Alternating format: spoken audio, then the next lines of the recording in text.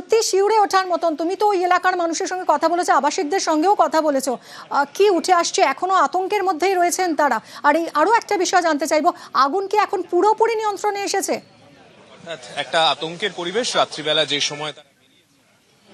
দেখো, ঠিক ভোর 4:30 নাগাদই আগুন কিন্তু নিয়ন্ত্রণে এসেছে, এমনটাই কিন্তু জানা গিয়েছে পুলিশ সূত্রে। এবং এই মুহূর্তে যে ছবিটা দেখা যাচ্ছে সেখানেও দেখা যাচ্ছে যে আগুন পুরোপুরিভাবে নিয়ন্ত্রিত।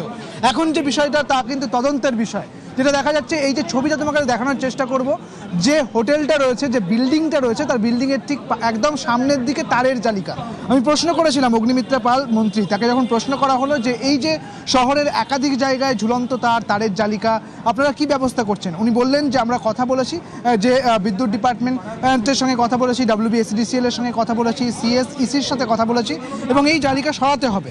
পাশাপাশি যে বিষয়টা দেখা যাচ্ছে যে একদিকে যখন এরকম একটা যে জায়গা যেখানে ঠিক ঢিলছড়া দূরত্বেই যে দমকলের হেডকোয়ার্টার রয়েছে, সেখান থেকে আসতে এবং আসার পরে 9 জনের মৃত্যু হয়েছে এবং 80 জনকে উদ্ধার করা সম্ভব হয়েছে, এমনটাই কিন্তু মন্ত্রী জানালেন।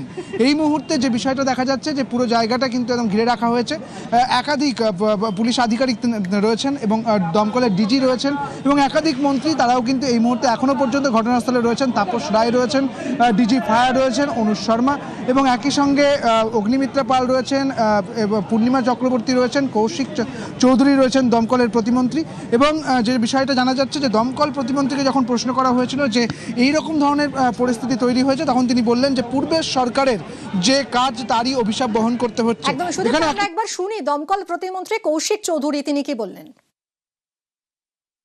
এটা খুব মর্মান্তিক ঘটনা। যেটা উল্লেখযোগ্য সেটা হচ্ছে আমাদের দপ্তরের কর্মীরা এবং আমাদের দপ্তরের আধিকারিকরা খবর পাওয়ার সাথে সাথে এখানে ছুটে গেছেন। 80 জন ব্যক্তিকে আমরা উদ্ধার করতে পেরেছি। এটা একটা বড় উল্লেখযোগ্য ঘটনা। মুখ্যমন্ত্রী রাতভর আমাদের সাথে ফোনে যোগাযোগ রেখে খোঁজ খবর নিচ্ছেন আর আমাদেরকে উপযুক্ত নির্দেশ দিচ্ছেন। সুদীপ্ত, দমকল প্রতিমন্ত্রী যেরকম জানালেন যে 80 জনকে উদ্ধার করা সম্ভব হয়েছে, 9 জনের প্রাণ গেলেও 80 জনকে বাঁচানো সম্ভব হয়েছে। আমি একটু স্পষ্ট করে জানতে চাইবো যে দমকল সঙ্গে সঙ্গেই চলে এসেছিল, কারণ পাশেই দমকল হেডকোয়ার্টার, তারপরেও এই 9 জনের প্রাণ কেন গেল? মানে হোটেলের ভিতরের অবস্থাটা ঠিক কিরকম ছিল?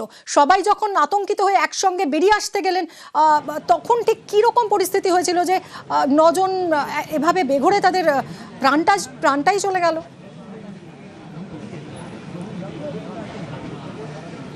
দেখো, খুব স্পেসিফিক প্রশ্ন করেছিলাম, তুমি যেটা বললে ঠিক সেই প্রশ্নটাই করেছিলাম কৌশিক চৌধুরী দমকল প্রতিমন্ত্রীকে, যে বলেছিলাম যে এই যে এত কাছে ঢিলছড়া দূরত্বে দমকলের যে হেডকোয়ার্টার রয়েছে, তাহলে পরে এই 9 জনের মৃত্যু কেন হলো? তিনি যেমনটা বলছেন যে তাহলে কি কোথাও গিয়ে দমকলের কাছে খবর পৌঁছতে দেরি হলো, নাকি দমকলের যারা ইঞ্জিন সেই ইঞ্জিন পৌঁছতে দেরি করলো? তিনি বলছেন যে কোনোটাই নয়, সঙ্গে সঙ্গে খবর যায় এবং সঙ্গে সঙ্গে কিন্তু দমকল পৌঁছে যায়।